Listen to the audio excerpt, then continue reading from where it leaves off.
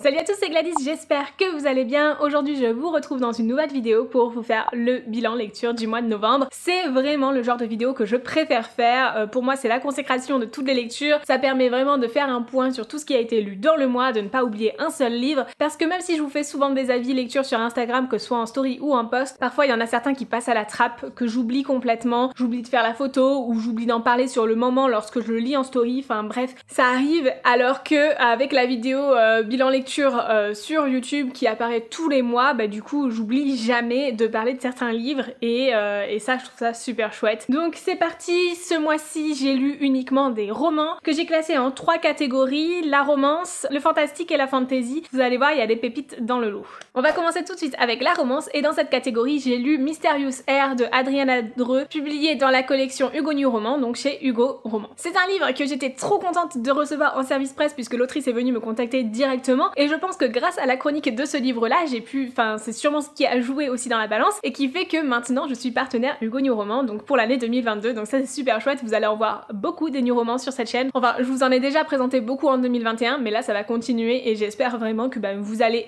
aimer toutes ces lectures que je vais pouvoir faire et vous partager parce que franchement j'ai hâte de découvrir leur prochain titre. Ici on suit l'histoire d'Angela qui s'est séparée de son ex depuis un petit moment et puis elle a vraiment ce sentiment, cette nécessité de se mettre en couple, d'être avec quelqu'un qui la fasse vibrer et du coup elle enchaîne les rencarts, sauf qu'en fait ces rencarts sont vraiment pas terribles et du coup elle en a marre que tout se passe mal. Du jour au lendemain elle finit un petit peu spontanément par s'inscrire sur Mythique et essaye du coup de rencontrer des gens, sauf que c'est encore pire, vraiment ces rencarts c'est la catastrophe. Alors c'est assez drôle parce qu'Angela est vraiment quelqu'un qui se laisse pas faire, on peut vraiment la catégoriser comme femme vraiment féministe et qui vraiment se laisse pas du tout faire face aux avances complètement macho que peuvent avoir certains mecs dans ce genre de rencard, et c'est quelque chose que j'ai vraiment apprécié dans ce roman. Sauf que grâce à Mythique, Angela va tomber sur Mysterious Air, un homme qui ne fait que parler avec elle, enfin vraiment il cherche pas forcément à la rencontrer ou autre, mais les échanges qu'ils ont sont très profonds et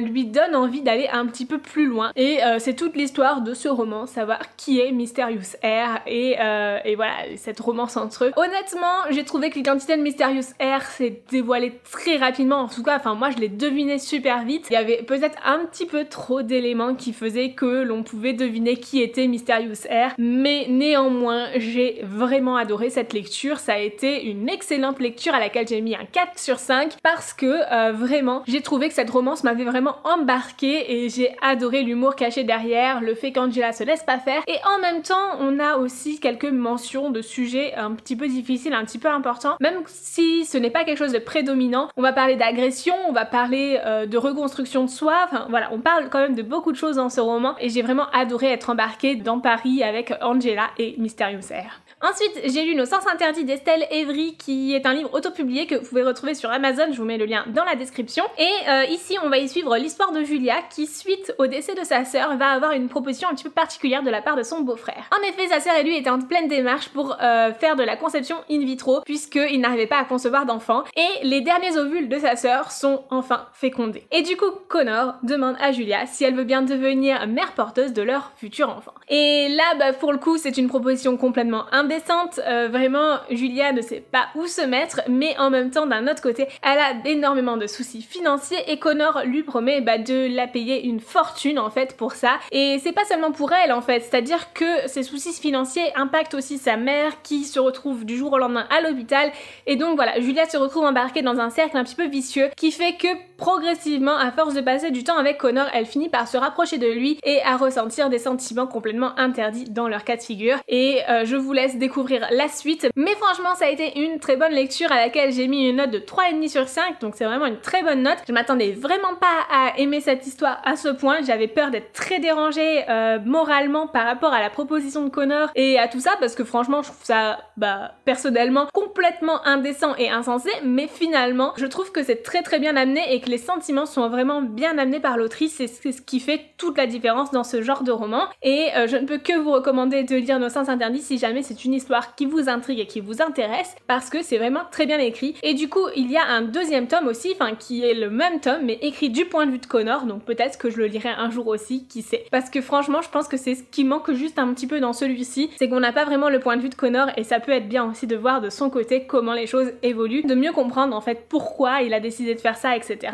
Mais en tout cas du point de vue de Julia c'est vraiment hyper intéressant et j'ai adoré cette lecture. Ensuite j'ai lu A Scott for Christmas de Alma Vanguard publié chez Cherry Publishing. Ça a été une bonne lecture, une bonne romance de Noël, mais il y a quelques points qui m'ont un petit peu titillé et qui m'ont pas beaucoup plu. Alors ici on y suit Annie qui n'a pas parlé à sa famille depuis 10 ans, qui du coup habite à Londres et qui va du coup passer les fêtes de fin d'année en Écosse chez ses parents pour renouer un petit peu avec sa famille après 10 ans de séparation suite à l'accident de sa sœur qui l'a mise en fauteuil roulant. Donc déjà bon, ne pas parler à sa famille depuis 10 ans parce que sa sœur est en fauteuil roulant, je veux dire on n'a pas plus d'explications que ça et je trouve que c'est trop léger et c'est pas légitime. Le fait qu'on ait un membre de sa famille qui soit handicapé n'est pas une raison pour ne pas lui parler. Donc ça m'a un petit peu énervée. Sauf que donc Annie, quand elle va retourner en Écosse, elle va tomber sur un Écossais qui la fait vibrer vraiment. Elle va créer beaucoup de liens avec lui parce que finalement elle va essayer de fuir un petit peu son cocon familial et ne pas rester trop avec sa famille parce qu'elle n'est pas très proche d'eux et elle va passer beaucoup de temps avec ce jeune Écossais. Alors je dis jeune Écossais parce que oui, il est un petit peu plus jeune qu'elle, mais pas tant que ça. Je crois qu'ils ont 7 ans de différence, quelque chose comme ça, et tous deux sont majeurs. Pourtant, en fait, Annie ne fait que répéter à longueur du roman qu'il est trop jeune pour finir avec lui, pour être en couple à long terme avec lui, et je trouve ça vraiment dommage parce que pour moi, cette différence d'âge, elle est pas si énorme. À partir du moment où ils sont tous les deux majeurs, je veux dire, il y a pas de problème, donc je ne comprends pas pourquoi Annie fait une fixette là-dessus, mais écoutez, c'est sa manière à elle de s'auto-convaincre qu'elle ne peut pas se lancer dans cette relation amoureuse. Et d'un autre côté, j'ai vachement aimé l'alchimie entre ces deux personnages. Vraiment, on sent que pour le coup, c'est un coup de foudre, mais un coup de foudre légitime, c'est vraiment pas juste oh, je le trouve trop beau, j'ai trop envie de sortir avec et tout, tu vois. Là, on est vraiment sur quelque chose d'un peu plus profond. La dernière chose qui m'a un petit peu dérangée, et c'est encore une fois en rapport avec le handicap, et là pour le coup je suis désolée, je vais un peu vous spoiler, mais je pense que c'est quelque chose d'important à mentionner si jamais c'est quelque chose qui vous touche beaucoup, parce qu'il faut savoir que sa sœur handicapée qui a passé 10 ans en fauteuil roulant va finir par de nouveau marcher, et c'est à partir de ce moment là qu'elle va recréer des liens avec elle, et je trouve ça vraiment trop facile et trop dommage. Pour moi on doit accepter le handicap de l'autre et pas attendre que la personne guérisse, parce qu'en plus de ça, bah la plupart du temps ça n'arrive jamais, donc clairement, c'est clairement pas quelque chose qui... Enfin, une morale qui me plaît. Mais voilà, néanmoins, je lui mets une note de 3 sur 5 parce que pour moi, ça a été une bonne lecture, j'ai passé un bon moment et j'ai vraiment, en fait, réussi à me projeter dans cette Écosse et à me projeter dans cette relation amoureuse. Bon, les points négatifs que je vous donne, à part le fait qu'elle répète sans cesse que Tom est trop jeune, le reste, c'est vraiment des tout petits détails qui n'arrivent mais pratiquement à aucun moment du roman. Mais voilà, j'avais quand même besoin de vous le mentionner parce que c'est important selon moi, et je trouve que du coup bah, cette relation familiale n'est pas suffisamment développée à mon goût, mais bon voilà, c'est un roman très court et on pouvait pas en attendre beaucoup plus non plus, mais j'ai vraiment bien aimé me plonger dans l'Écosse et me plonger dans cette relation amoureuse qui, comme je vous le dis, est très belle, et j'ai bien aimé l'alchimie entre ces deux personnages. Ensuite, toujours en termes de romance et toujours dans de la romance en Écosse, j'ai lu une romance historique, qu'il s'agit de l'Insoumise des Highlands, le premier tome du clan MacLeod de Ava Kroll, publié chez Cherry Publishing également, et ici j'avoue que ça a été une déception. Je lui ai mis une note de 2 sur 5 parce que il y a des choses que je n'ai pas vraiment aimé dans cette romance, en particulier le fait que c'était vraiment beaucoup trop court et pas suffisamment développé. La romance est trop soudaine, le côté historique n'est pas suffisamment présent, et en fait les ébats amoureux prennent vraiment le pas sur toute l'histoire. Du coup je trouve ça vraiment dommage puisque à la base le plot était vraiment très intéressant. Dans cette histoire on va suivre Elisabeth qui est orpheline et élevée par son oncle et qui est l'héritière légitime du clan MacDonald, et son oncle va tout faire pour essayer de la marier de force à un autre chef de clan qui la répugne fortement, et donc elle va fuir son royaume pour aller dans un autre clan se réfugier parce que clairement c'est impensable pour elle d'épouser cet homme. Et je vous laisse découvrir la suite de l'histoire par vous-même si jamais ça vous intéresse. Sachez que je vous fais un concours dans ma dernière vidéo Book Haul pour gagner ce premier tome si jamais ça vous intéresse, puisque je l'ai reçu en double de la part de la maison d'édition, donc n'hésitez pas à aller voir ma dernière vidéo Book Haul pour participer au concours si jamais ce n'est pas déjà fait. Mais du coup, si ce premier tome n'a pas été une très bonne lecture pour moi et une bonne découverte, j'avais quand même envie de donner une deuxième chance à cet univers parce que franchement, ce genre de romance historique qui se passe en Écosse, ça me plaît plaisait énormément et j'avais vraiment envie de continuer et de pousser un petit peu plus loin. D'autant plus que très récemment est sorti le deuxième tome, donc La Rebelle des Highlands, et il est beaucoup plus gros, donc je me suis dit que clairement il pouvait être bien plus conséquent et un peu plus détaillé et me correspondre beaucoup plus parce que le fond de l'histoire me plaisait énormément et il y avait vraiment du potentiel pour que ça me plaise encore plus. Et j'ai donc lu La Rebelle des Highlands, du coup qui est le tome 2. Ce sont des tomes qui peuvent être lus séparément, mais si vous décidez de tous les lire, je vous conseille quand même fortement de les lire dans l'ordre. Mais si jamais uniquement celui-ci vous intéresse, je pense que vous pouvez le lire sans lire le premier tome, voilà. Dans cette histoire, on y suit Mary Kincaid qui est demandée à la cour du roi Jacques Ier pour devenir la demoiselle de compagnie de sa fille Annabelle. Et en fait, avant d'aller à la cour de la princesse Annabelle, elle va rencontrer Craig MacLeod et ce Craig là, il va pas la laisser indifférente. Sauf que leurs chemins vont de nouveau se croiser lorsque Craig va être lui-même demandé à la cour parce qu'il est censé être le futur mari de la princesse Annabelle. Et je vous laisse deviner tout ce qui va se passer ensuite, mais vraiment sachez que cette histoire est beaucoup plus détaillée. L'intrigue est bien plus complexe et il y a des choses que je n'ai pas du tout vu venir. Franchement, j'ai adoré ce deuxième tome. Et maintenant, on change de genre avec le fantastique. Et pour le fantastique, j'ai lu Crush de Tracy Wolff, qui est le tome 2 de Crave, donc Assoiffé en VF. Et franchement, c'était trop chouette. Sachez que ce tome 2 sera traduit en janvier chez Pocket Jeunesse. Donc vous n'aurez pas beaucoup de temps à attendre pour pouvoir lire le tome 2 si jamais il vous intéresse. Mais j'ai adoré, c'est encore une fois un coup de cœur pour cette saga. Franchement, j'aime énormément cette histoire. Ici, on continue à suivre Grace, mais je vais pas vraiment rentrer dans les détails du résumé parce que sinon je vais vous spoiler le tome 1 et vraiment ce serait dommage pour vous. Mais sachez que ces aventures continuent, que c'est vraiment super chouette et clairement il y a des choses auxquelles je ne m'attendais pas spécialement. Il y a toujours beaucoup d'humour, il y a quelques petites longueurs qui auraient pu faire que ça n'aurait pas été un coup de cœur, mais cette fin, et puis clairement Tracy Wolff nous retourne le cerveau complètement et j'ai changé de crush au cours de cette lecture, donc il porte très bien son nom également. Je vais pas vous en dire plus, j'ai pas envie de vous spoiler, c'est un tome 2 d'une saga, enfin vraiment, mais foncez si vous avez aimé le premier tome parce que c'est trop bien. Je vous en parle dans mon bilan lecture du mois d'octobre si jamais ça vous intéresse d'en savoir un petit peu plus et si vous ne l'avez pas encore vu. J'ai également lu un deuxième tome d'une saga que j'ai commencé en octobre. Il s'agit cette fois-ci de Cassidy Blake, donc de V.E. Schwab, publié chez Lumen. Et ici on est sur un petit jeunesse tout mignon, tout doux, que j'aime énormément et qui parle de fantômes, de chasse aux fantômes et tout ça. Et vraiment j'adore Cassidy, elle est beaucoup plus mature que son âge le fait penser et son meilleur ami Jacob là franchement pépite. Clairement ce livre c'est un 4,5 sur 5, ça aurait presque pu être un coup de cœur, mais je l'ai trouvé que la trame de l'histoire était un petit peu redondante par rapport au premier tome et pour moi c'est le petit point qui est un petit peu dommage parce que voilà on suit encore Cassidy qui va aller dans une nouvelle ville avec ses parents pour tourner une émission de chasse aux fantômes et qui du coup va un petit peu s'éloigner des lieux du tournage pour essayer d'enquêter des choses derrière le voile puisqu'elle a cette faculté, comme elle a vécu une expérience de mort imminente, de traverser le voile, cet espace entre le monde des vivants et le monde des morts et elle va du coup découvrir beaucoup de choses encore une fois par rapport à ça parce que Cassidy adore voyager et se découvrir des choses dans le voile tout simplement et vraiment c'était une excellente lecture et je peux que vous recommander de lire Cassidy Blake si vous aimez la plume de V.E. Schwab parce que je pense que vous allez pouvoir la retrouver dedans même si personnellement je n'ai pas encore lu d'autres de ses romans même s'ils sont dans ma palle et je peux que vous le recommander aussi si vous aimez ce genre d'histoire un petit peu jeunesse, ce genre d'histoire avec de la chasse aux fantômes, avec des enfants qui clairement ne font pas ce qu'on leur dit mais qui sont voilà très autonomes et ne laissent pas non plus ce sentiment de vraiment suivre des enfants immatures et vraiment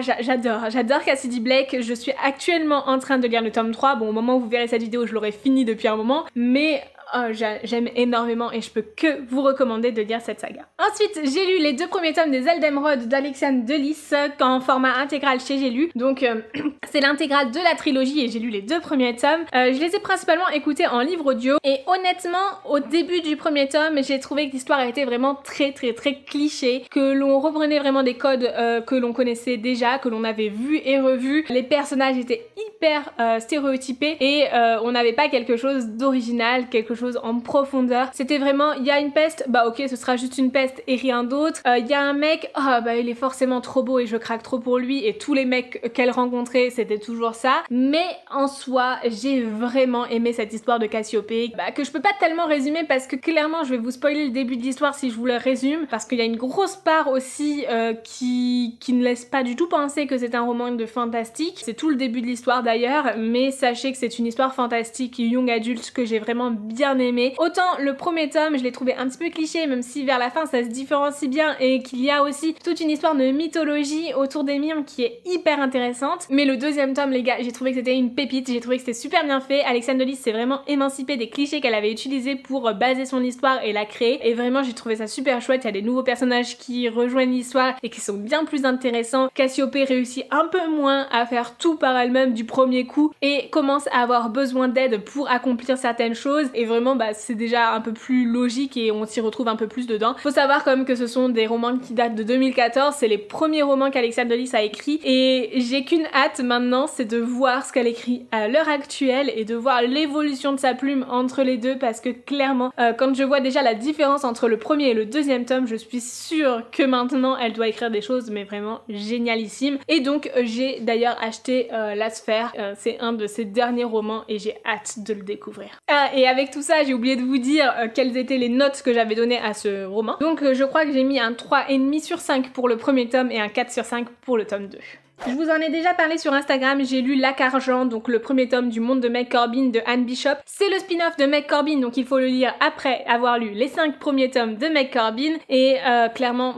c'est une pépite, c'est une pépite. Alors ce n'est pas un coup de cœur, je lui ai mis une note de 4 sur 5 et pour la simple et bonne raison que j'ai retrouvé beaucoup de choses qui m'avaient fait vibrer dans Meg Corbin, mais voilà, Meg Corbin c'est vraiment ma meilleure lecture de 2020, vraiment ma saga coup de cœur de 2020 et ça passera pas au-dessus, mais c'était vraiment super chouette. Dans cette histoire, on y suit Vicky Devine qui vient d'hériter d'un hôtel suite à son divorce et qui l'a complètement réhabilité, retapé pour pouvoir loger des gens. Son hôtel est situé à un endroit un petit peu particulier puisqu'il est pile à la frontière entre les terres humaines et les terres des autres et du coup bah forcément il y a toutes ces créatures surnaturelles qui viennent aussi dans son hôtel et j'ai trouvé bah, que c'était une histoire qui parlait encore une fois beaucoup de tolérance et d'acceptation de l'autre et voilà, j'aime énormément ce sujet abordé dans l'histoire. Ici, Vicky va tomber devant un cadavre face à son hôtel et du coup, en voulant bien faire, elle va aller l'annoncer à la police, sauf qu'elle va passer pour la principale suspecte de meurtre en fait. Et du coup, elle va tout faire avec ses amis pour essayer d'enquêter et trouver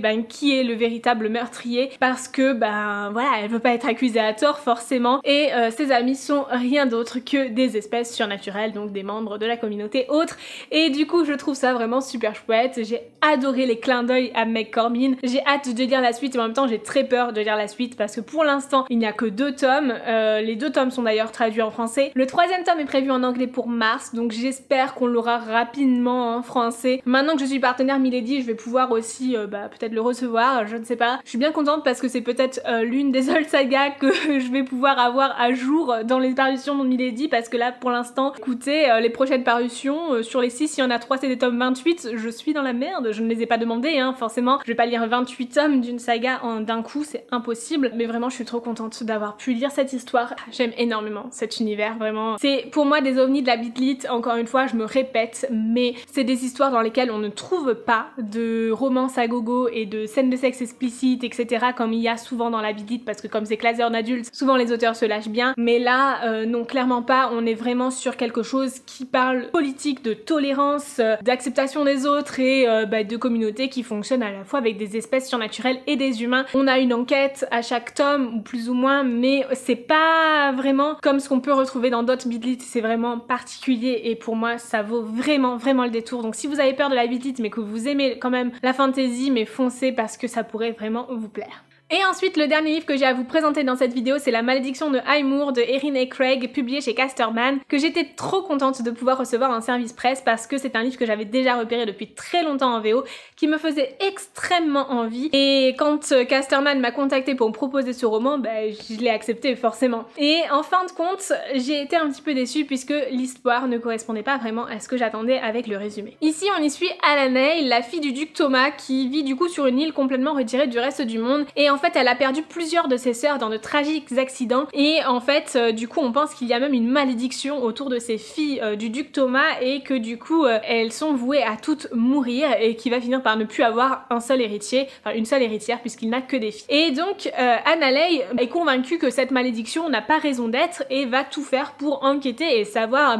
qu'est-ce qu'il en est réellement, jusqu'au jour où elle va trouver une faille dans la falaise qui va lui permettre d'accéder à un monde complètement parallèle où clairement les jeunes filles dansent à longueur de nuit et sont complètement envoûtées, oublient complètement leur vie tout simplement puisqu'elles passent la nuit à danser, elles sont épuisées le lendemain, elles ne font rien de la journée. Bref, un monde vraiment captivant, hypnotisant. Par contre, Annaleigh finalement elle n'est pas aussi captivée que ça par ces balles et va réussir à enquêter et savoir comment sa sœur Eulalie est morte. Mais du coup j'ai trouvé quand même que cette partie des balles prenait énormément de place. Je pense que pendant peut-être les 2/3 du roman ou quelque chose comme ça, on est focalisé que sur les balles, les balles, les balles. Et finalement l'enquête prend de l'ampleur qu'à partir du 3e tiers, donc ce qui est un petit peu tard, et je m'attendais à avoir une enquête un peu plus présente dans cette histoire, mais si vous aimez les balles à la cour et tout ça, je suis sûre que ça pourrait vraiment vous plaire. Moi personnellement ça m'a un petit peu lassée, mais franchement le dénouement de cette histoire est super bien fait et je n'ai pas vu les choses venir, donc clairement j'espère que cette histoire vous plaira si jamais vous la lisez. Voilà, c'est tout pour mon bilan lecture du mois de novembre. Ça a été un mois riche en lecture, il y a eu un petit peu de tout, des déceptions comme des excellentes lectures et des coups de cœur, mais voilà, c'est super chouette parce que d'un côté moi j'aime bien aussi ces mois complètement variés où on fait un petit peu des hauts et des bas dans les lectures et pas forcément quelque chose de complètement monotone et hyper bon tout le temps, parce que finalement quand tout est hyper bon je commence à être très exigeante aussi et du coup c'est pas bon non plus pour les livres parce que je vais finir par descendre des livres que finalement en fait ils sont vraiment plutôt chouettes aussi. Donc c'est bien de temps en temps d'avoir des livres un peu moins bons pour pouvoir contrebalancer et voir un petit peu ce qu'on attend réellement aussi d'un roman et quels sont nos propres goûts et de se retrouver un petit peu soi-même dans ses lectures. Voilà, j'espère vraiment que ce bilan lecture vous aura plu. N'hésitez pas à me dire dans les commentaires ce que vous en avez pensé et surtout quels sont les livres que vous avez préféré lire dernièrement. Ça me donnera peut-être des idées pour mes futures lectures. Et sur ce, je vous fais de très gros bisous et je vous dis à très bientôt dans une nouvelle vidéo. Ciao!